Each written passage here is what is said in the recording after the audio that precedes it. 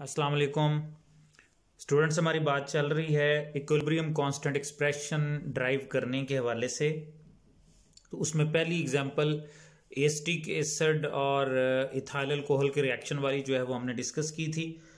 आज हम उस सिलसिले में दूसरी एग्जांपल की तरफ बात करेंगे, PCl5 की डिसोसिएशन का रिएक्शन। डिसोसिएशन का मतलब होता है ब्रेक डाउन, यानी कि PCl5 के मालिक्यूल की जब ब्रेक डाउन होती है तो उसमें किस तरह Kc का एक्सप्रेशन जो है यानी इक्विलिब्रियम कांस्टेंट एक्सप्रेशन जो है वो ड्राइव किया जा सकता है। तो उस सिलसिले में आज हम अपनी बात आगे बढ़ाएंगे। सबसे पहले उसी तरह ये हमने इक्वेशन लिख ली है कि PCl5 जब डिसोसिएट होता है तो वो PCl3 यानी फास्फोरस ट्राइक्लोराइड और क्लोरीन में कन्वर्ट होता है। अब आप यहां भी देखें कि ये इक्वेशन बैलेंस्ड है, यानी 1 मोल डिसोसिएट होता है तो उससे 1 मोल ही PCl3 और 1 मोल ही क्लोरीन जो है वो प्रोड्यूस होती है। डिसोसिएट का मतलब यानी उसकी ब्रेक डाउन होती है, वो तहलील होते हैं मालिक्यूल, तो वो दो प्रोडक्ट्स में इस तरह कन्वर्ट होते हैं।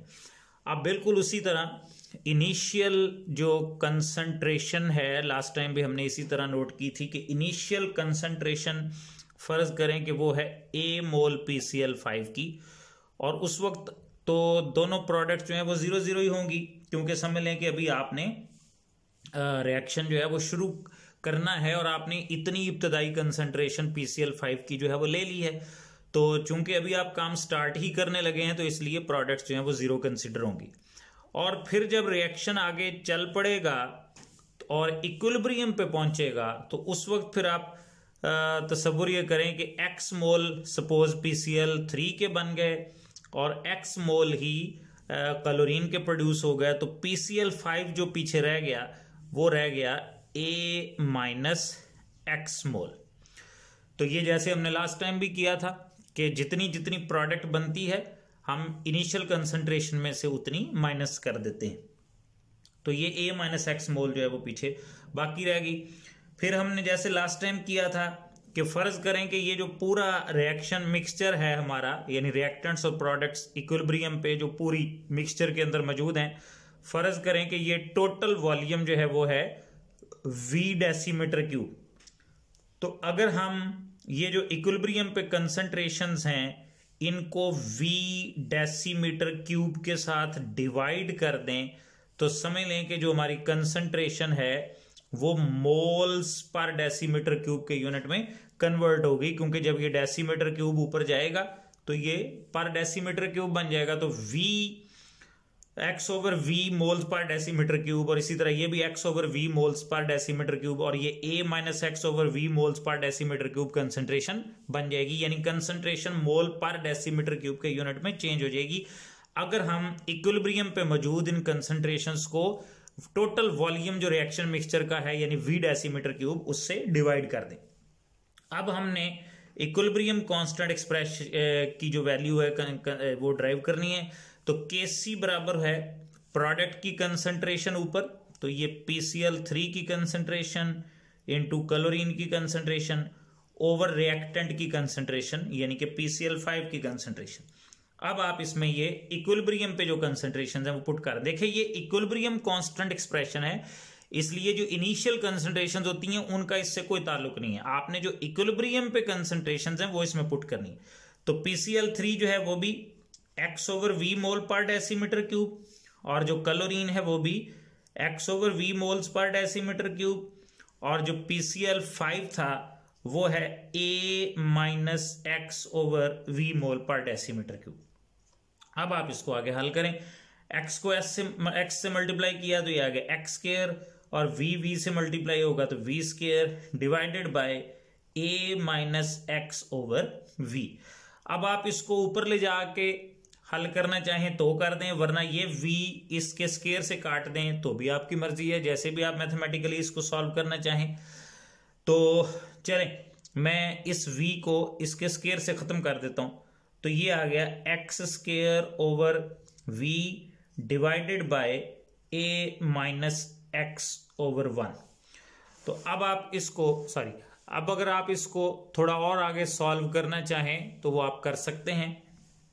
मिसाल के तौर पर Kc बराबर, हाँ जी, ये आ गया X स्क्वायर ओवर V और इसको अगर आप ऊपर ले जाके उलट दें तो ये आ जाएगा ज़रब 1/a-x। तो ये फाइनल एक्सप्रेशन बन गया के सी बराबर है x² / v × a-x। तो ये आपकी फाइनल इक्वेशन बन गई के सी बराबर x² / v × a-x। तो ये आपका इक्विलिब्रियम कांस्टेंट एक्सप्रेशन बन गया PCl5 की डिसोसिएशन के रिएक्शन का। बस आपने ये इक्वेशन तक की ड्राइव करना है, बाकी आगे उसका जो फिजिकल सारी डिटेल है वो याद करने की जरूरत नहीं है। इसी तरह आगे दो छोटी छोटी मिसालें और हैं, लेकिन मैं आपको उनमें जस्ट थोड़ा सा हवाला दूंगा। बाकी दोनों जो एक्सप्रेशंस हैं वो अब आपने खुद अपनी प्रैक्टिस के तौर पे इनको आगे जो है वो ड्राइव करना है। मैं जस्ट आपको हिंट दूंगा, कुछ चीजें हैं छोटी छोटी जो आपको समझानी है। डेरिवेशन जो है वो फिर आप खुद करके देखिएगा।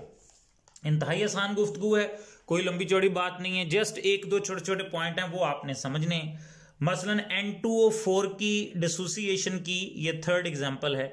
N2O4 जब डिसोसिएट होता है तो उससे NO2 यानी कि नाइट्रोजन डाइऑक्साइड बनती। 1 मोल N2O4 से 2 मोल NO2 जो है वो प्रोड्यूस होता है।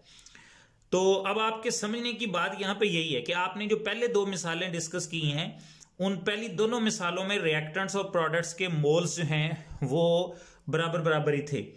मतलब बराबर से मुराद ये है कि एक एक मोल ही, यानी कि उसमें सबका आपने देखा रिएक्टेंट साइड पे भी प्रोडक्ट साइड पे भी। लेकिन यहां आप देखते सकते हैं बैलेंसिंग के हिसाब से कि 1 मोल N2O4 डिसोसिएट होकर 2 मोल NO2 प्रोड्यूस करता है। यानी इसका मतलब है कि इसके मुकाबले में प्रोडक्ट जो है वो दुगनी प्रोड्यूस होती है। या आप यूं कह लें, इसी बात को जरा फिक्रे और लफ्ज गौर से समझने, मैंने कहा कि इसके 1 मोल के मुकाबले में प्रोडक्ट दुगनी प्रोड्यूस होती है। या यूं कह लें कि प्रोडक्ट जितनी बनती है उसके मुकाबले में रिएक्टेंट जो है वो हाफ खर्च हो रही है। यानी ये 2 मोल प्रोड्यूस हो रहा है और वो 1 मोल खर्च हो रहा है। यानी इसका मतलब प्रोडक्ट के मुकाबले में रिएक्टेंट आधी खर्च हो रही। या यूं कह लें कि रिएक्टेंट के मुकाबले में प्रोडक्ट दुगनी प्रोड्यूस हो रही। अब ये दो फिक्रे याद रख के जरा बात जो है वो आगे बढ़ानी। अब आप उसी तरह देखें कि इनिशियल कंसंट्रेशन इसकी A मोल और इसकी होगी फिर उस वक्त 0 मोल। ठीक है जी, क्योंकि ये तो अभी समझ लें कि प्रोडक्ट बनना शुरू नहीं हुई होती जब हम रिएक्शन स्टार्ट करने लगते हैं। तो ये A मोल है तो ये उस वक्त 0 मोल। और जब फिर इक्विलिब्रियम पे जाके आप कंसंट्रेशन देखते हैं तो ये उस वक्त बन जाता है 2x मोल, क्योंकि ये दुगना प्रोड्यूस हो रहा है ना रिएक्टेंट के मुकाबले में। इसलिए ये जितना NO2 का कोएफिशिएंट होता है x के साथ उतना लगा के आपने लिखना है 2x मोल। अगर यहां फर्ज करें 3 होता तो हम कहते कि ये प्रोड्यूस हो रहा है 3x मोल। अगर यहां होता 4 तो हम कहते कि ये प्रोड्यूस हो रहा है 4x मोल। तो इसलिए ये प्रोड्यूस हो रहा है 2x मोल। और ये बकाया फिर पीछे कितना रह जाएगा। तो अब बात स्टूडेंट ये समझते हैं कि अब हम लिखेंगे A-2x। नहीं, मैंने आपको अभी शुरू में जो फिक्रा बोला था, मैंने कहा था कि अगर ये 2 मोल प्रोड्यूस हो रहा है तो इसका मतलब है कि प्रोडक्ट के मुकाबले में रिएक्टेंट आधी खर्च हो रही है। तो लिहाजा इसका जितना कोएफिशिएंट है आपने वो x के साथ लगा के a में से उतना माइनस करना है। यानी ये A-x मोल ही इसका जवाब आएगा। लिखना है यहाँ पे A-2x नहीं लिखना। यानी जितनी प्रोडक्ट बनती है रिएक्टेंट उससे हाफ खर्च हो रही है। तो 2x का हाफ जो है वो 1x ही होगा ना। तो यहां पे समझें कि 1 मौजूद है x के साथ, लेकिन वो हम वैसे लिखते नहीं होते मैथमेटिकली। ना भी लिखें तो अंडरस्टूड है कि यहां 1 आना है। तो लिहाजा प्रोडक्ट अगर 2x मोल बन रही है तो रिएक्टेंट इसका मतलब 1x खर्च हो रही। तो लिहाजा a में से आपने 1x समझिए कि माइनस करना है। तो ये 1 लिखने की जरूरत नहीं है, तो मैं वैसे ही लिख दूंगा कि A-x मोल। अब जैसे मैंने आपको कहा था कि इसका पूरे का रिएक्शन मिक्सचर का जो टोटल वॉल्यूम है वो अगर V डेसीमीटर क्यूब है तो आप इन सब को V डेसीमीटर क्यूब से अगर डिवाइड कर दें तो फिर समझ लें कि ये मोल्स पर डेसीमीटर क्यूब के यूनिट में कंसंट्रेशन कन्वर्ट होगी। और अब आपने उसी तरह Kc का एक्सप्रेशन जो है वो ड्राइव करना है। तो ये आ जाएगा प्रोडक्ट की कंसंट्रेशन ऊपर, लेकिन ये जो कोएफिशिएंट है 2 ये ऊपर पावर में चला जाएगा, और डिवाइडेड बाय रिएक्टेंट का कंसंट्रेशन, तो वो है N2O4। अब आपने इसके अंदर उसी तरह ये जो वैल्यूज हैं ये पुट करके तो केसी का एक्सप्रेशन जो है वो ड्राइव कर लेना है। तो आई होप कि अब आप इससे आगे जो है वो कंटिन्यू कर लेंगे, समझ लेंगे। मैंने आपको 60% जो है वो तो बात समझा दी है, बाकी अब आपने इसके अंदर ये कंसंट्रेशंस पुट करके तो केसी की लास्ट फाइनल इक्वेशन जो है वो ड्राइव कर लेनी। इसी तरह जो चौथा रिएक्शन है, चौथा एक्सप्रेशन है अमोनिया की सिंथेसिस, यानी कि अमोनिया अगर आप तैयार करते हैं तो उसके लिए भी इक्विलिब्रियम कांस्टेंट एक्सप्रेशन जो है वो हम अगर ड्राइव करना चाहें तो ये है नाइट्रोजन और हाइड्रोजन का रिएक्शन होके तो ये अमोनिया बन रही है। तो ये हमारी बैलेंस्ड इक्वेशन होगी। ये भी मैं आपको इब्तदाई हिस्सा समझा दूंगा, नेक्स्ट इंशाल्लाह फिर आप खुद भी कर सकते हैं। अब आप देखें कि 1 मोल नाइट्रोजन और उसके साथ 3 मोल हाइड्रोजन खर्च हो रही है और अमोनिया के बन रहे हैं 2 मोल, यानी कि ये अगर 1 मोल है तो हाइड्रोजन उससे 3 गुना ज्यादा खर्च हो रही और अमोनिया जो है वो 2 मोल प्रोड्यूस हो रहा है। तो आप उसी तरह इनिशियल कंसंट्रेशन जरा पहले लिखें। इनिशियली अगर आप इसके लेते हैं A मोल और इसके लेते हैं B मोल, तो अमोनिया जो है वो समझ लें कि उस वक्त अभी प्रोड्यूस नहीं हुई होगी, तो उसको हम ले लेते हैं 0 मोल। और फिर जब इक्विलिब्रियम पे कंसंट्रेशन चेक करते हैं तो ये कितना खर्च होगा, 2x मोल। जैसे मैंने पहले आपको कहा कि ये 2 मोल प्रोड्यूस हो रहे हैं ना, इसका मतलब है कि जितना इसका कोएफिशिएंट है x के साथ उतना लगेगा, तो ये 2x मोल खर्च पैदा हुआ, प्रोड्यूस हुआ। तो ये पीछे कितना कितना रह गया। अब ये देखें, ये A माइनस इसका कोएफिशिएंट चूंकि 1 था, इसका मतलब है कि ये 1 गुना खर्च हो रहा है और हाइड्रोजन 3 गुना खर्च हो रही है। तो लिहाजा जितना ये खर्च हो रहा है तो ये A माइनस समझ लें कि 1x होगा। जैसे पिछली एग्जांपल में मैंने आप समझाया था कि जितना कोएफिशिएंट होता है x के साथ उतना लगता है, तो ये A माइनस 1x है। तो 1 लिखने की जरूरत नहीं है, आप वैसे ही कह लें कि ये A में से x कम हो गया और ये B में से अब ये 3x मोल कम होंगे, क्योंकि ये 3 गुना खर्च हो रहा है नाइट्रोजन के मुकाबले में। यानी वो अगर 1 मोल खर्च होता है तो इसके 3 मोल खर्च होते हैं, इसलिए B में से ये 3 गुना खर्च होगा, तो B माइनस 3x मोल। तो अब आपने ये इतनी इक्विलिब्रियम कंसंट्रेशन इसकी देख ली। अब जैसे मैंने पहले कहा कि पूरे रिएक्शन मिक्सचर का टोटल वॉल्यूम अगर V डेसीमीटर क्यूब है तो आप इसको भी V डेसीमीटर क्यूब से डिवाइड कर दें, इसको भी V डेसीमीटर क्यूब से डिवाइड कर दें और इसको भी V डेसीमीटर क्यूब से डिवाइड कर दें, तो समझ लें कि ये पूरी concentration moles per decimetre cube के यूनिट में कन्वर्ट हो गई। अब आपने Kc का एक्सप्रेशन ड्राइव करना है, तो प्रोडक्ट की कंसंट्रेशन ऊपर, तो ये अमोनिया कंसंट्रेशन और ये जो इसका कोएफिशिएंट है ये ऊपर पावर में चला जाएगा, और नीचे रिएक्टेंट्स की कंसंट्रेशन। तो रिएक्टेंट क्या है जी, नाइट्रोजन है और उसका चूंकि कोएफिशिएंट 1 है तो ये ऐसे ही रहेगा, और हाइड्रोजन कंसंट्रेशन और चूंकि इसका कोएफिशिएंट 3 है तो ये ऊपर पावर में 3 चल जाएगा। अब आपने इसके अंदर ये ऊपर अमोनिया की कंसंट्रेशन और नीचे ये नाइट्रोजन और हाइड्रोजन की कंसंट्रेशन हल करके तो इसको आगे सॉल्व करना है, तो केसी की फाइनल इक्वेशन आपने ड्राइव कर लेनी है। अब आई होप कि आपको कोई इसमें इश्यू नहीं होना चाहिए, तो आप इसको कंप्लीट कीजिएगा। उसके बाद आगे हमारा टॉपिक है रिलेशनशिप बिटवीन इक्विलिब्रियम कांस्टेंट्स के। इक्विलिब्रियम कांस्टेंट्स जो होते हैं उनके दरमियान किस किस्म के रिलेशनशिप जो हैं वो पाए जाते हैं, मुख्तलिफ किस्म के इक्विलिब्रियम कांस्टेंट। अब मैं आपको इसमें एक चीज क्लियर कर दूं कि आपने अभी तक इक्विलिब्रियम कांस्टेंट के हिसाब से Kc का वर्ड ही पढ़ा है, लेकिन इक्विलिब्रियम कांस्टेंट जो है वो Kc के अलावा Kp भी उसका सिंबल होता है, Kx भी होता है, Kn भी होता है। डिपेंड करता है कि आप रिएक्टेंट्स और प्रोडक्ट्स की कंसंट्रेशन किन यूनिट्स में बयान करते हैं। आपने अभी देखा कि ये जो Kc का लफ्ज है ये हम तब इस्तेमाल करते हैं जब मोल्स पर डेसीमीटर क्यूब के यूनिट में कंसंट्रेशन बयान की जाती है। अगर रिएक्टेंट और प्रोडक्ट जो हैं वो गैसें हों तो फिर गैसों की जो कंसंट्रेशन होती है वो पार्शियल प्रेशर के मानों में डिसाइड होती है, इसलिए प्रेशर के लफ्ज की वजह से Kp का लफ्ज जो है वो इक्विलिब्रियम कांस्टेंट के लिए बोला जाता है। इसी तरह थर्ड चैप्टर में एक टर्म हमने पढ़ी थी पीछे, मोल फ्रैक्शन की। अगर आप रिएक्टेंट्स और प्रोडक्ट्स की कंसंट्रेशन को मोल फ्रैक्शन के मानों में लेते हैं तो फिर इक्विलिब्रियम कांस्टेंट के लिए जो लफ्ज या टर्म इस्तेमाल होती है वो kx होती है, अगर आप मोल फ्रैक्शन के मानों में रिएक्टेंट और प्रोडक्ट की कंसंट्रेशन बयान करते हैं। और अगर आप अकेला नंबर ऑफ मोल्स के मानों में रिएक्टेंट्स और प्रोडक्ट्स को डिस्कस करते हैं तो फिर kn का जो लफ्ज है वो इस्तेमाल होता है इक्विलिब्रियम कांस्टेंट एक्सप्रेशन के लिए।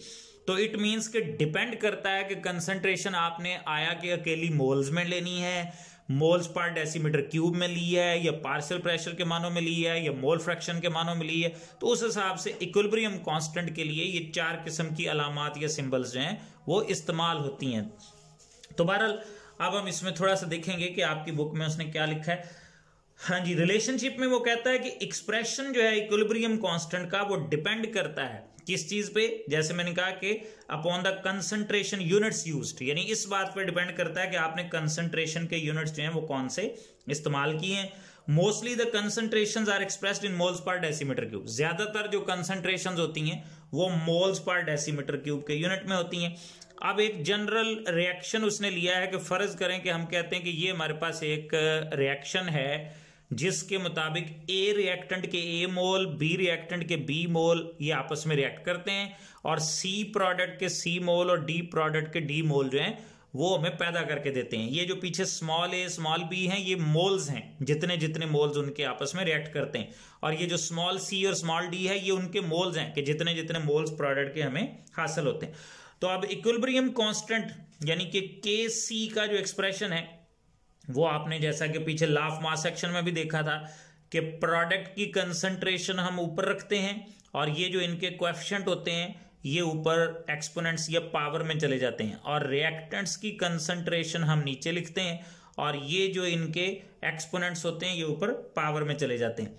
अब चूंकि ये मैंने last time law of mass section में बताया था कि ये जो ब्रैकेट होती है ये ब्रैकेट असल में कंसंट्रेशन को ही जाहिर करती है मोल्स पर डेसीमीटर क्यूब के यूनिट के अंदर अगर आप बात करें तो लिहाजा हम इस ब्रैकेट की जगह पे अगर कैपिटल सी लिख दें तो ये कैपिटल सी भी कंसंट्रेशन को ही रिप्रेजेंट करता है, और ऊपर power small C concentration of C ऊपर पावर स्मॉल सी, यानी ये जो कोएफिशिएंट था पीछे ये वाला ये कोएफिशिएंट ऊपर चला गया, और इसी तरह concentration of D power small D, और इसी तरह concentration of A power small A, और concentration of B power small B.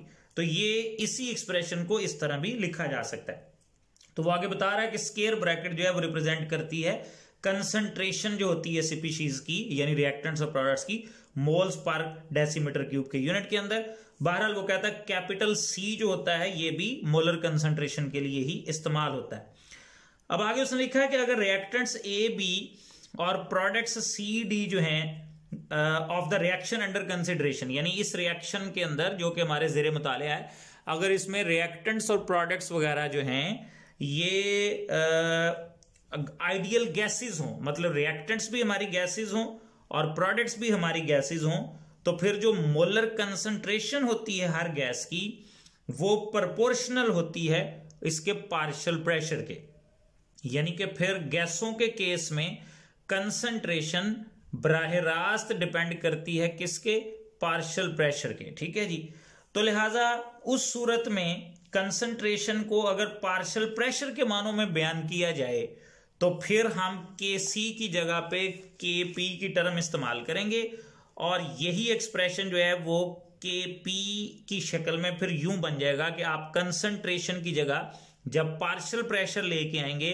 तो ये आ जाएगा partial pressure of C power small C, partial pressure of D power small D divided by partial pressure of A power small A और partial pressure of B power small B.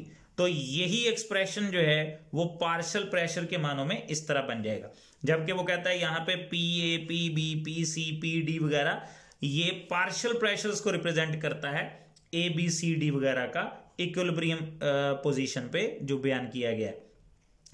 फिर आगे उसने लिखा है कि as long as number of moles of products and reactants which are in the gaseous state are equal the value of K C and K P remains the same, otherwise the following relationship between K P and K C can be derived by using Dalton's law of partial pressure.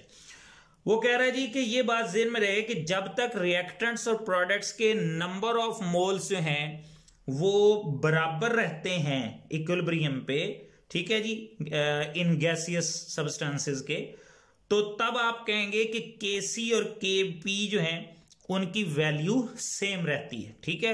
यानी अगर गैसों के number of moles reactants के और products के बराबर हैं तो फिर Kp और Kc की वैल्यू सेम होती है। यानी कहने का मतलब यह है कि जो Kc होता है समझ लें कि वही Kp भी कंसिडर होगा अगर रिएक्टेंट्स और प्रोडक्ट्स आपकी गैसेज हैं और उनके नंबर ऑफ मोल्स जो हैं वो आपस में बराबर है। अदरवाइज वरना अगर नंबर ऑफ मोल्स बराबर नहीं है तो फिर वो कहता है कि Kc और Kp की वैल्यू सेम नहीं होती, बल्कि वो ड्राइव करके एक एक्सप्रेशन से उसको बयान किया जाता है और उसमें फिर Dalton's law of partial pressure भी इन्वॉल्व हो जाता है। अब वो एक अलग डेरिवेशन होती है कोई 8-10 स्टेप की, लेकिन चूंकि वो हमारा मौजू नहीं है यहाँ पे, इसलिए उसने वो डेरिवेशन आपको यहाँ नहीं दी, लेकिन उसने ये जरूर बता दिया है कि अगर नंबर ऑफ मोल्स रिएक्टेंट्स और प्रोडक्ट्स के बराबर नहीं है तो फिर Kc और Kp की वैल्यू भी सेम नहीं होती। उस सूरत में फिर उनका एक बाकायदा मैथमेटिकल इक्वेशन के जरिए आपस में ताल्लुक ड्राइव किया जाता है, और वो जब आप इक्वेशन ड्राइव करते हैं तो वो फाइनल इक्वेशन जो बनती है वो ये होती है Kp बराबर Kc इंटू आर टी की पावर डेल्टा n। यानी ये फिर इक्वेशन बनती है जो Kp और Kc का आपस का रिलेशनशिप जो है वो हमें बयान करती है। अब यहां पे उसने आपको क्लियरली बता दिया कि यहां ये जो डेल्टा n है ये प्रोडक्ट्स के मोल्स और रिएक्टेंट्स के मोल्स के डिफरेंस को कहते हैं, ठीक है जी। यानी कि difference between number of moles of gaseous products and number of moles of gaseous reactants. यानी दूसरे लफ्जों में डेल्टा n बराबर है number of moles of products minus number of moles of reactants. तो ये माइनस का सिंबल जो है ये डिफरेंस को इज़हार करता है, जबकि R आपको पता है कि ये आइडियल गैस कांस्टेंट या जनरल गैस कांस्टेंट को कहते हैं, और टेम्परेचर का सिंबल T जो है ये उसको रिप्रेजेंट करता है जी। अब इसमें जैसे कि उसने आपको अभी थोड़ी देर पहले कहा था कि अगर रिएक्टेंट्स और प्रोडक्ट्स के नंबर ऑफ मोल्स बराबर हों तो फिर Kp और Kc की वैल्यू सेम होती है। वो अब उसने ड्राइव नहीं यहां किया, लेकिन मैं आपको यहां थोड़ा सा ड्राइव करके वो दिखा देता हूं कि कैसे Kp और Kc की वैल्यू बराबर होती है। अगर प्रोडक्ट्स और रिएक्टेंट्स के नंबर ऑफ मोल्स बराबर हों तो ये डेल्टा n आपको पता है किसको ज़ाहिर करता है, प्रोडक्ट्स के मोल्स और रिएक्टेंट्स के मोल्स के डिफरेंस को। अगर प्रोडक्ट्स के मोल्स भी फर्ज करें 2 हैं और रिएक्टेंट्स के मोल्स भी फर्ज करें 2 हैं तो इसका मतलब डेल्टा n बराबर होगा 2 - 2 यानी इज इक्वल टू 0, यानी कि ये डिफरेंस दोनों का 0 आ गया। अब आप ये 0 यहां पे पुट करें तो इक्वेशन बन जाएगी Kp बराबर है Kc इंटू आर टी की पावर 0, डेल्टा n की जगह पे ये 0 आ गया। और मैथ में आपको पता है कि किसी शय की पावर 0 हो तो वो इक्वल टू 1 होता है, तो इसका मतलब है कि ये आ गया Kp बराबर Kc इंटू 1। इसका मतलब है कि ये इतनी शय जो है ये 1 हो जाएगी। तो अब आप गौर करें, ये फाइनल आंसर यही होगा Kp बराबर Kc। तो इसका मतलब है कि बात उसकी ठीक है कि अगर रिएक्टेंट्स और प्रोडक्ट्स के नंबर ऑफ मोल्स बराबर हैं तो फिर Kp और Kc सेम होते हैं, यानी कि दोनों की वैल्यू सेम होती। तो ये लास्ट लाइन में उसने आपको बता दिया है कि डेल्टा n 0 है, then all the equilibrium constants have same values. ये all the equilibrium constants have same values का मतलब है कि अगर Kp और Kc इन दोनों की वैल्यू सेम हो और डेल्टा n 0 हो तो फिर इसका मतलब है कि चाहे Kp हो, चाहे Kc हो, चाहे Kx हो, चाहे Kn हो, वो शुरू में जो मैंने 4 नाम लिखे थे ये सारे जो हैं इनकी वैल्यू सेम होती है। यानी अगर रिएक्टेंट्स और प्रोडक्ट्स के मोल्स बराबर हैं तो फिर इक्विलिब्रियम कांस्टेंट किसी भी शक्ल में हो, चाहे Kp की शक्ल में या Kc की शक्ल में या Kx की शक्ल में या Kn की शक्ल में, सब की वैल्यू सेम कंसिडर होगी।